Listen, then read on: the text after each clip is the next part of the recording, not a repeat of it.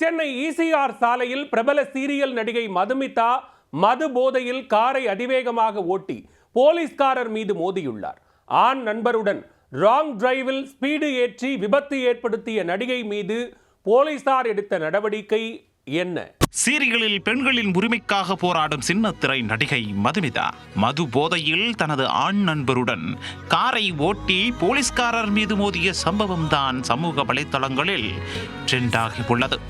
நள்ளிரவில் நடுரோட்டில் நடந்தது என்ன? பிரியாத வர வேண்டும் என்ற சீரியல் மூலம் தமிழ் சின்னத்திரையில் அறிமுகமானவர் நடிகை மதுமிதா. தற்போது எதிர்நீச்சல் என்ற சீரியலில் ஜனனி என்ற கதாபாத்திரத்தில் நடித்து வருகிறார். இந்த சீரியல் அவருக்கு சின்னத்திரை ரசிகர்கள் மத்தியில் நல்ல வரவேற்பை கொடுத்துள்ளது. இதன் மூலம் சுமார் 5 லட்சம் ரசிகர்கள் இன்ஸ்டாவில் அவரை பின்தொடர்ந்து வருகின்றனர். இந்த நிலையில்தான் நடிகை மதுமிதா ஈசிஆர் சாலையில் காரில் சென்றபோது போலீஸ்காரர் மீது மோதி விபத்து ஏற்படுத்தியதாக தகவல் பரவி சர்ச்சையை கிளப்பி உள்ளது. சென்னை கிழக்கு கடற்கரை சாலை சோழிங்கநல்லூரில் ஒன்வேயில் ராங் ரூட்டில் மதுமிதாவின் கார் சென்றுள்ளது. அப்போது எதிரே மோட்டார் சைக்கிளில் வந்த போலீஸ்காரர் மீது கார் மோதியதில் அவர் படுகாயமடைந்திருக்கிறார். தகவல் அறிந்து சில நிமிடங்களில் போலீசார் சம்பவ இடத்திற்கு வந்துவிட காயம்பட்ட போலீஸ்காரரை மீட்டு அருகே இருந்த தனியார் மருத்துவமனையில் சேர்த்துள்ளனர்.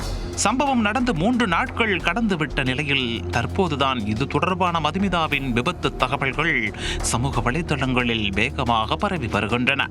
சம்பவத்தன்று மதுமிதாவும் அவரது ஆண் நண்பரும் ஈசிஆர் சாலையில் ஒரு ஹோட்டலுக்கு சென்றுவிட்டு காரில் திரும்பி வந்துள்ளனர்.